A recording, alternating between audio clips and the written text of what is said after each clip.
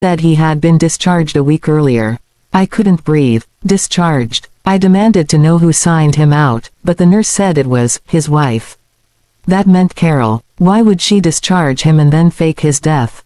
I returned to her house that night, but she was gone. The lights were off, the car missing, and all traces of her seemed to vanish. Over the next few days, I tried to contact the police, but without proof of a crime, there wasn't much they could do. I called hospitals, shelters, even private clinics, no sign of my father. Each passing day felt like a nightmare stretching endlessly. A week later, I got a call at 2 a.m. from Carol. Her voice trembled so hard I could barely understand her. She kept saying, he's back, over and over. I tried to calm her down, asking what she meant, but she hung up. I called back, no answer.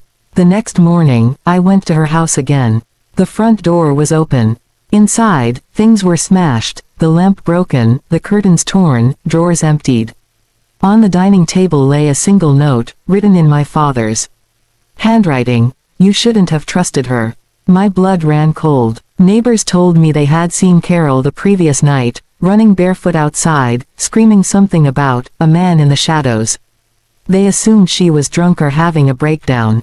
I checked every room, hoping for a clue, and that's when I found a medical report tucked in a drawer. It was my father's discharge paper. He had suffered mild memory loss after an accident but was otherwise stable. The date matched the week before Carol told me he was dead. Suddenly, everything made sense, the fake funeral, her rush to sell his things, her panic when I started asking questions. She must have tried to take control of his assets by pretending he'd died. But if my father really had come back that night, she must have realized her lies were over. I never found Carol after that. The police searched, but she was gone without a trace. The house was sealed for investigation, but I managed to keep that note. The handwriting was unmistakably his. Sometimes, I still wonder where my father is. Maybe he's out there, angry and hurt by her betrayal, choosing to stay hidden. Or maybe something darker happened that night, something even the police can't explain.